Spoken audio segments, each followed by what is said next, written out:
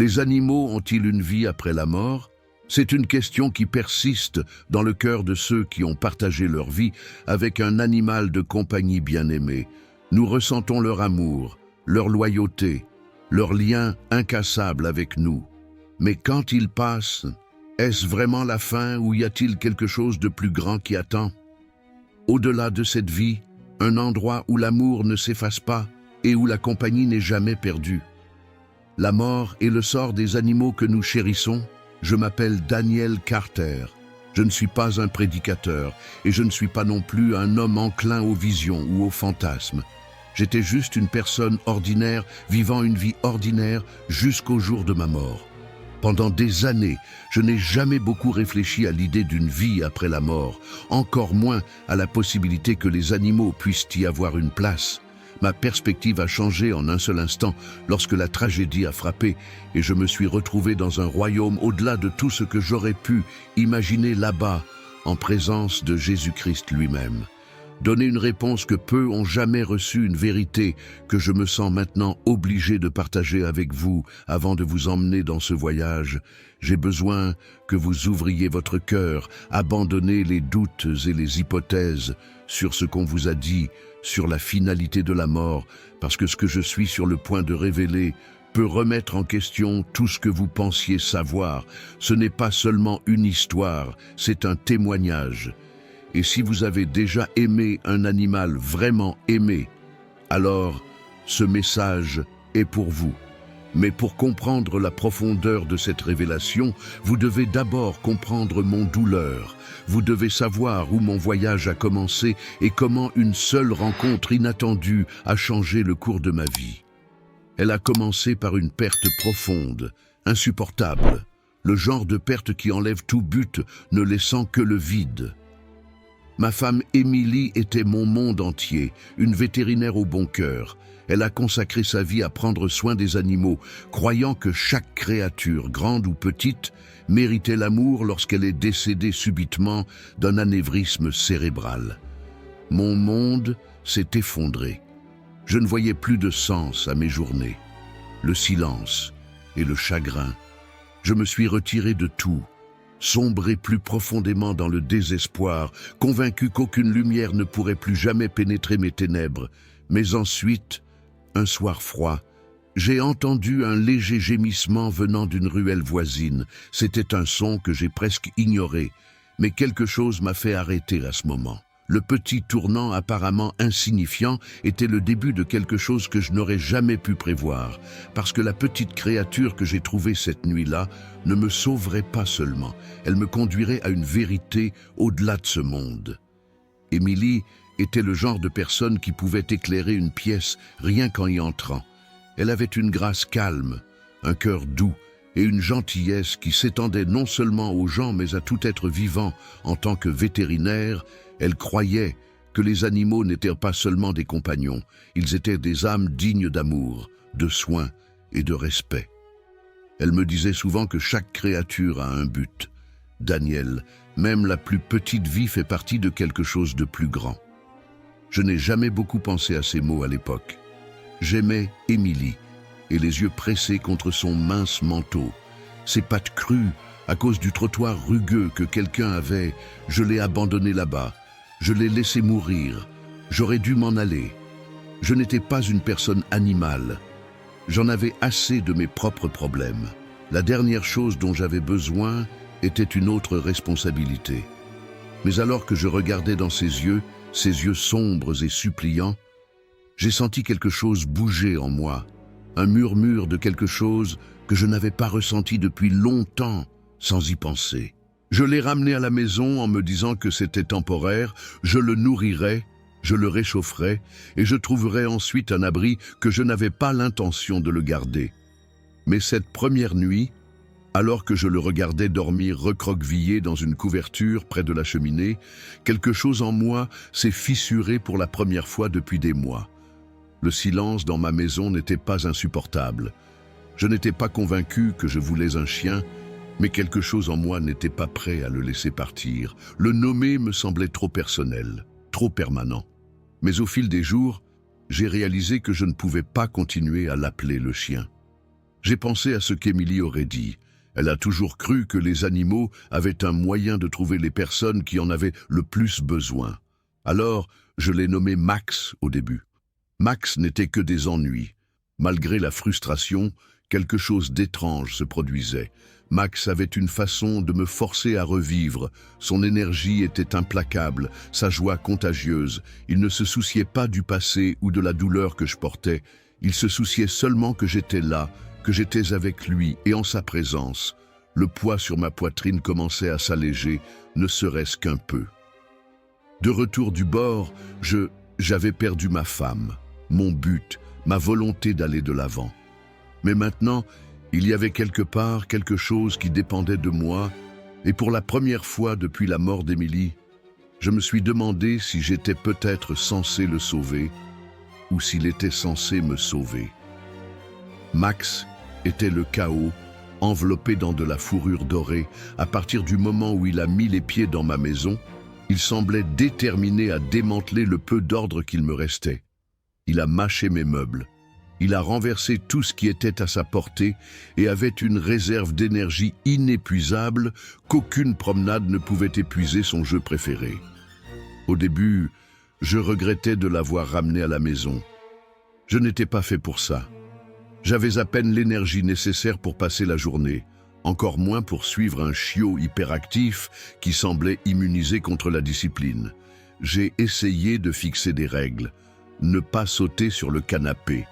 Matin, au lieu de me réveiller avec un sentiment de solitude écrasant, je me suis réveillé avec la queue qui remuait et les yeux avides de Max, au lieu de passer mes soirées à me noyer dans le chagrin.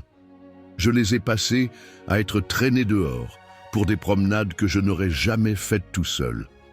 Il ne laissait aucune place à l'isolement. Son bruit de fond pendant des mois, Max a sauté à côté de moi, il a posé sa tête sur mes genoux en me regardant avec ses yeux sombres et connaisseurs sans réfléchir.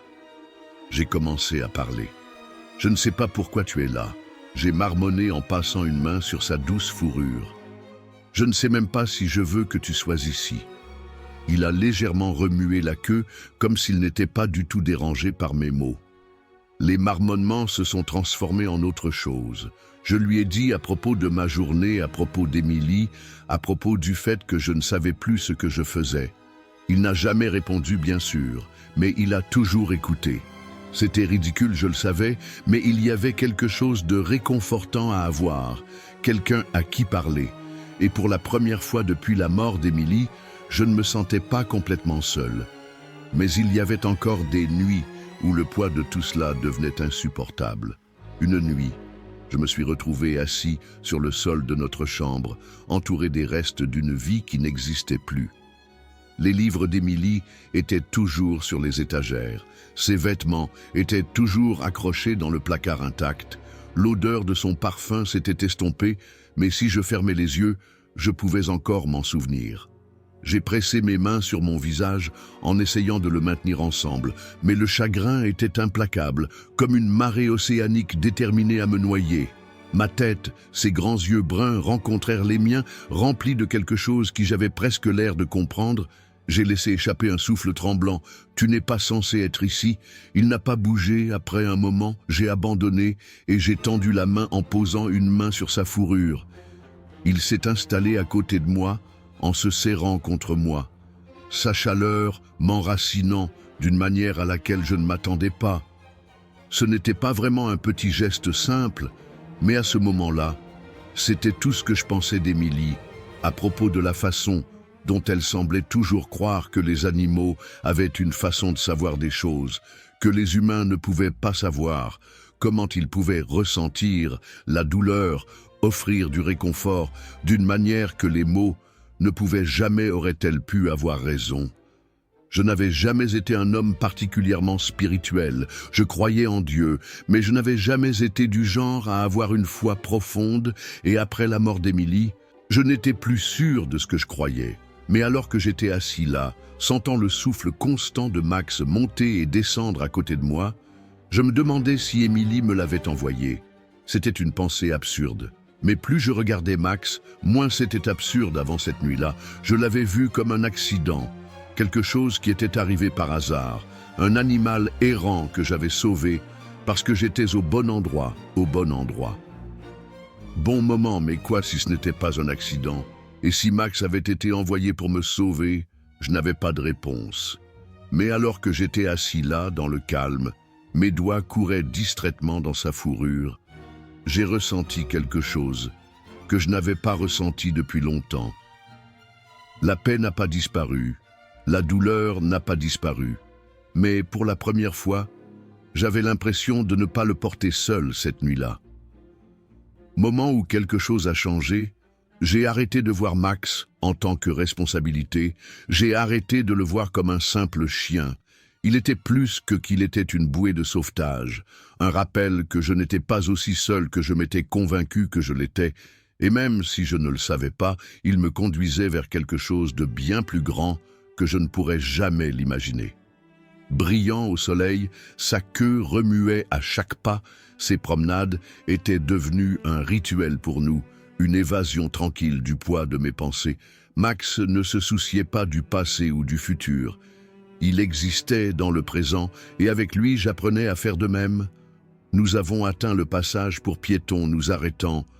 Alors qu'une voiture ralentissait pour nous laisser passer, j'ai jeté un rapide coup d'œil des deux côtés avant d'avancer, puis en un instant, tout a changé. Un rugissement assourdissant de moteur a brisé le silence. Deux voitures enfermées dans une course imprudente ont tiré derrière l'arrêt véhicule. Ils sont venus trop vite, aussi fermés, rien qu'un flou de métal et de mouvement. Max était devant moi, entrant sur la route en premier. J'ai à peine eu le temps de réagir. J'ai tiré sur la laisse en criant son nom, mais il était trop tard. L'impact est venu comme une tempête, une douleur soudaine et violente, absolue, a explosé dans mon corps.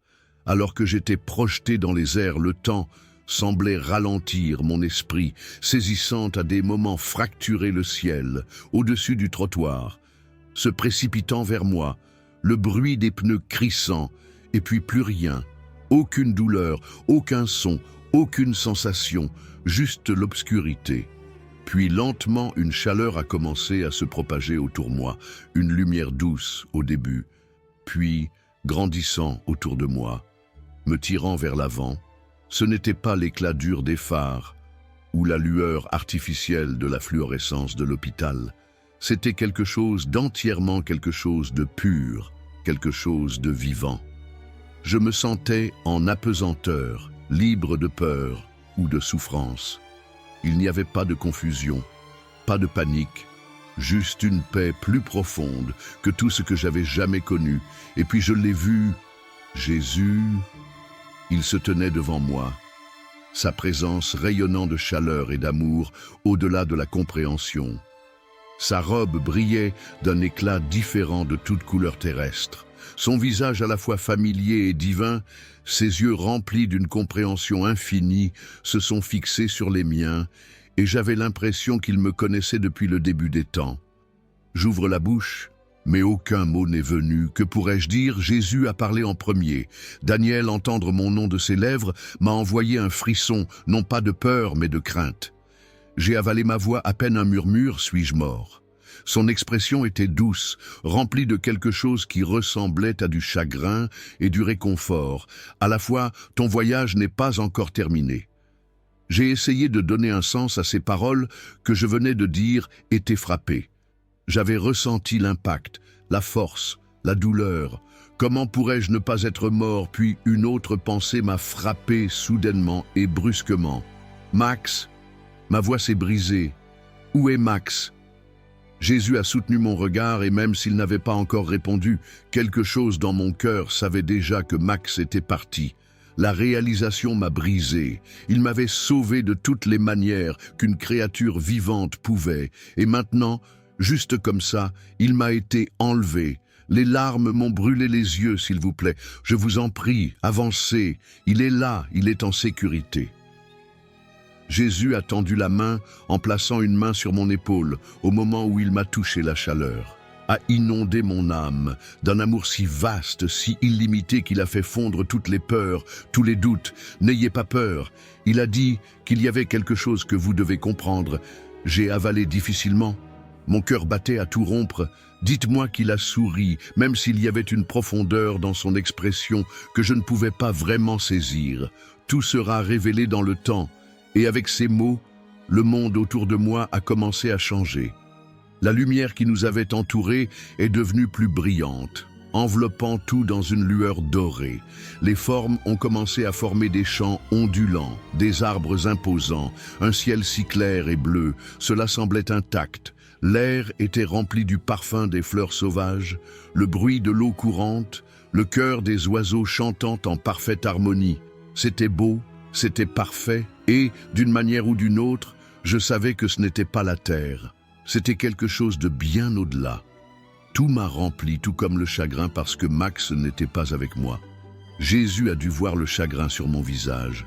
Il a placé une main sur son cœur, sa voix ferme et certain. Daniel, écoute attentivement l'amour que tu as partagé. N'a pas été vain, l'amour. Le véritable amour n'est jamais perdu. J'ai senti ma poitrine se serrer, puis dis-moi, j'ai murmuré, dis-moi où il est. Jésus m'a regardé pendant un long moment, puis a souri, et à ce moment, le monde autour de moi a changé à nouveau. Quelque chose arrivait, quelque chose que je ne pouvais pas encore voir. Mais je savais sans aucun doute que quoi que ce soit, cela changerait tout. La lumière dorée autour de nous scintillait, changeant comme la surface d'une rivière au coucher du soleil. Jésus a tendu la main vers moi, son regard rempli d'amour infini. Il y a quelque chose que je veux que vous voyiez, Daniel, au moment où il a parlé.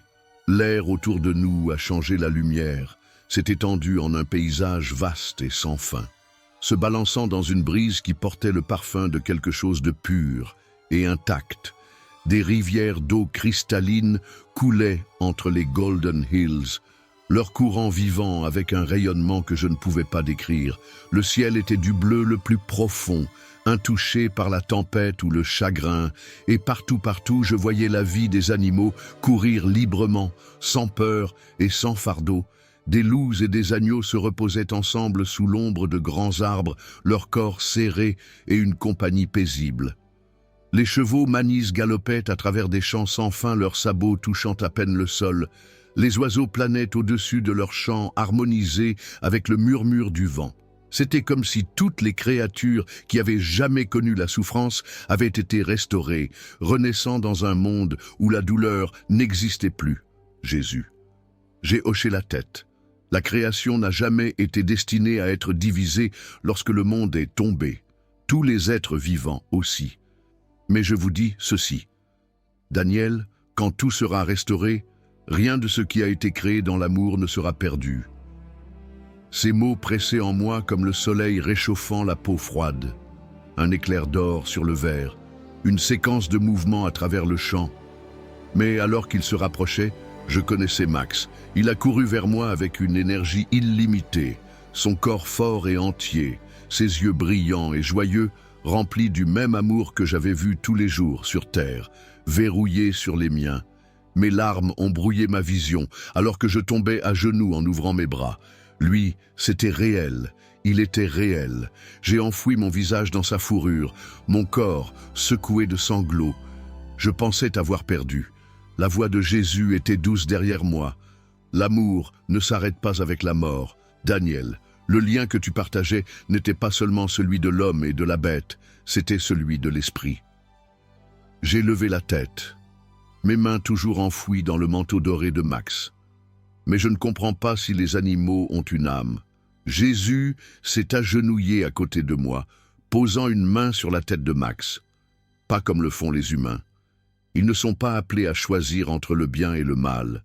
Et ils ne sont pas non plus jugés comme vous, mais ils le sont, la création de mon Père, et en eux habite un esprit de vie insufflé par Dieu lui-même. J'ai regardé Max, mes doigts traçant la douceur de ses oreilles, et cela signifie que Jésus a souri à toute créature qui a partagé un lien d'amour avec un véritable amour désintéressé humain ne sera pas perdu, car l'amour est éternel, et ce qui vient de Dieu ne peut pas simplement disparaître dans le néant. Le poids de ces paroles s'est posé sur moi en se pressant dans chaque endroit brisé de mon cœur. Émilie avait eu raison. toutes ces fois où elle avait bercé des chatons abandonnés, allaité des oiseaux brisés, et murmuré aux animaux effrayés en leur disant j'étais en sécurité. Elle savait qu'elle avait compris ce que j'avais été trop aveugle pour voir, que rien de vraiment aimé n'est jamais perdu. Des larmes coulaient sur mon visage alors que je tirais Max contre moi en le tenant avec tout en moi. Il avait été ma bouée de sauvetage, mon compagnon, ma raison de continuer quand je n'avais plus rien, et maintenant il était entier et m'attendait. J'ai fait un geste vers les vastes champs sans fin au-delà de nous, car toutes les âmes qui ont jamais aimé leurs compagnons seront là. Tous les animaux ne sont pas liés aux humains, mais ceux qui ont fait partie de votre voyage, ceux dont les cœurs se sont entrelacés avec le vôtre, auront une place à vos côtés. J'ai regardé Max à la joie dans ses yeux, l'amour inébranlable, un amour qui n'avait jamais rien demandé en retour. Ma prise sur lui s'est resserrée, je ne veux plus le quitter. Jésus expira doucement en tendant la main pour toucher mon épaule. Daniel, tu dois rendre les mots coupés à travers moi comme un lame. Pourquoi? Parce qu'il y en a d'autres qui ont besoin d'entendre cela. Sa voix était ferme. Certains sont en deuil, qui croient que la mort a volé ce qu'ils aiment pour toujours. Tu dois leur dire la vérité. J'ai secoué la tête en agrippant la fourrure de Max. Je ne veux pas revenir en arrière. Augmenter va Daniel, et quand ton heure viendra vraiment, tu reviendras dans un endroit où l'amour ne s'efface jamais.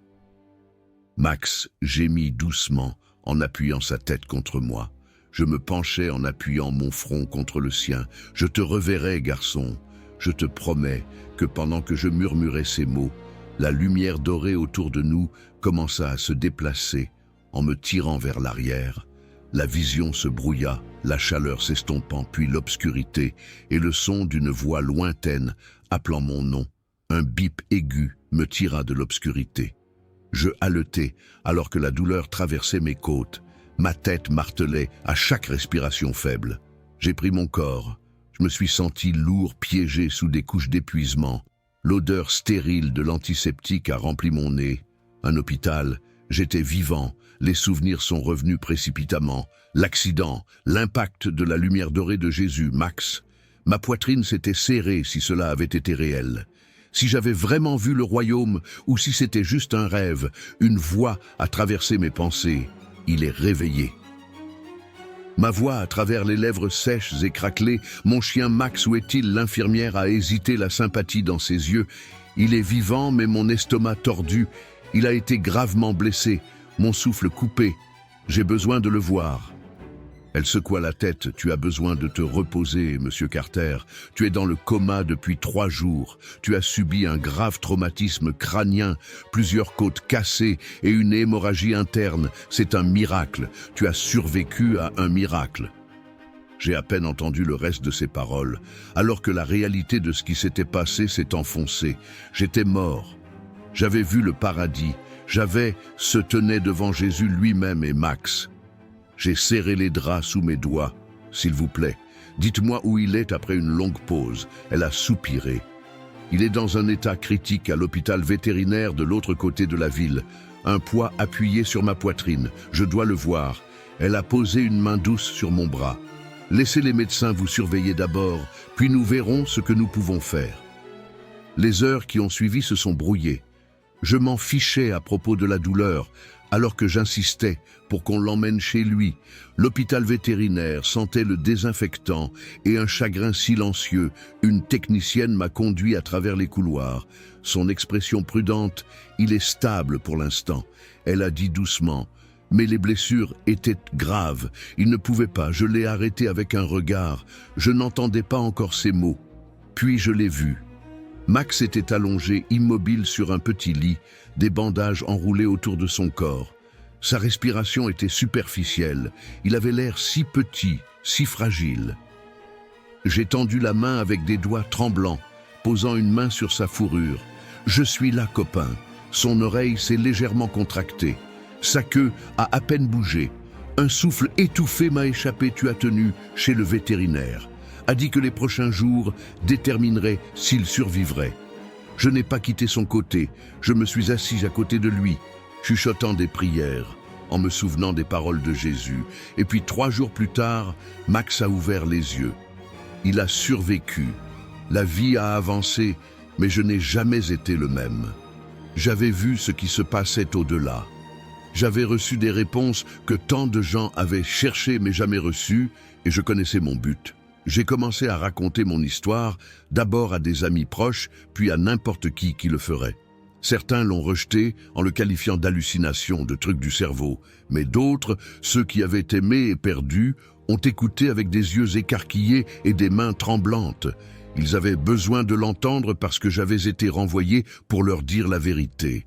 Les animaux ne sont pas seulement des créatures de la terre, ils sont des cadeaux, et l'amour que nous partageons avec eux n'est jamais perdu. En avant, je n'ai jamais oublié ce que j'avais vu. Max grew plus vieux. Ses pas ont ralenti son énergie, autrefois illimitée s'est adoucie en une douce compagnie. Il est resté à mes côtés comme il l'avait toujours fait, puis, un matin d'automne frais, je me suis réveillé pour le trouver toujours allongé à côté de mon lit. Son corps a détendu sa respiration paisible. Je me suis agenouillé à côté de lui, ma main posée sur son cœur. « Je t'aime, mon pote. » Je lui ai murmuré que tu peux te reposer maintenant. Sa queue a bougé une seule fois, un dernier geste d'amour. Et puis il est parti, les larmes ont coulé sur mes joues, mais cette fois, elles étaient pas seulement de chagrin parce que je savais que ce n'était pas la fin. Max n'était pas perdu pour moi. Il attendait, aujourd'hui. Je partage mon histoire pour ceux qui ont aimé et perdu pour ceux qui ont tenu un animal de compagnie bien aimé dans leurs bras et ont ressenti le poids insupportable des adieux. Écoutez-moi, votre amour n'a pas été vain. Il n'a jamais été qu'un instant, il a été éternel. Si vous avez déjà aimé un animal, si vous avez déjà ressenti leur dévotion inébranlable, leur compréhension tranquille, sachez que Dieu voit cet amour. Il l'a créé, et quand votre heure viendra, quand tu prends votre dernier souffle et entrez dans le monde suivant, n'ayez pas peur, car à ce moment-là, dans ce lieu de lumière et de paix sans fin, ils seront là à vous attendre. Max m'attendra, et votre compagnon bien-aimé vous attendra alors jusqu'à ce jour. Chérissez-les. Aimez-les avec tout ce que vous avez, parce que l'amour, le véritable amour, ne meurt jamais, et eux non plus. Cet incroyable témoignage nous invite à réfléchir sur les mystères de la création de Dieu et sur son plan divin pour tous les êtres vivants. Même si nous ne comprenons pas pleinement ce qui arrive aux animaux après la mort, nous pouvons faire confiance à l'amour et à la sagesse infinie de Dieu. Il est le créateur de toute vie, et rien n'échappe à ses soins. Cette histoire nous rappelle que tout dans la création a un but, et que les plans de Dieu sont plus grands que nous ne pouvons l'imaginer. Au lieu de nous concentrer sur ce qui est inconnu, faisons confiance à sa bonté, et attendons avec impatience la promesse de l'éternité avec lui. En écoutant ce témoignage, je me souviens à quel point la création de Dieu est vaste et belle. Cela me fait apprécier le lien profond que nous partageons avec les animaux et la façon dont eux aussi reflètent son amour et sa bonté. Cette histoire m'encourage à croire que le plan de Dieu s'étend au-delà de la compréhension humaine, y compris toutes les créatures vivantes. Cela me rassure également que Dieu est compatissant et que rien de ce qu'il crée n'est oublié. Je réalise que tout dans ce monde, de la plus petite créature à la plus grande œuvre de la nature, a une signification à ses yeux. Ce témoignage renforce ma foi, me rappelant que l'éternité est une réalité qui dépasse notre imagination. Cela m'apprend à chérir la vie, à prendre soin de la création et à apprécier l'amour et la joie que les animaux apportent dans nos vies. Plus important encore, cela renforce ma confiance dans la souveraineté de Dieu. Sachant qu'il tient toutes choses entre ses mains, je n'ai peut-être pas toutes les réponses, mais je suis en paix sachant que Dieu les a. Cette réflexion m'inspire à me concentrer sur ce qui compte vraiment. Chercher Dieu, vivre dans la foi et avoir confiance en son plan éternel. Père Céleste, merci pour la beauté de la création et l'amour que tu déverses dans tous les êtres vivants. Aide-nous à avoir confiance en ta sagesse divine, sachant que rien dans ta création n'est sans but. Remplissez nos cœurs de paix, sachant que vous contrôlez toutes choses, visibles et invisibles. Apprends-nous à chérir la vie, à prendre soin de ta création et à te chercher par-dessus tout. Puissions-nous marcher dans la foi, confiant que ton amour s'étend au-delà de ce que nous pouvons comprendre. Au nom de Jésus, nous prions. Amen.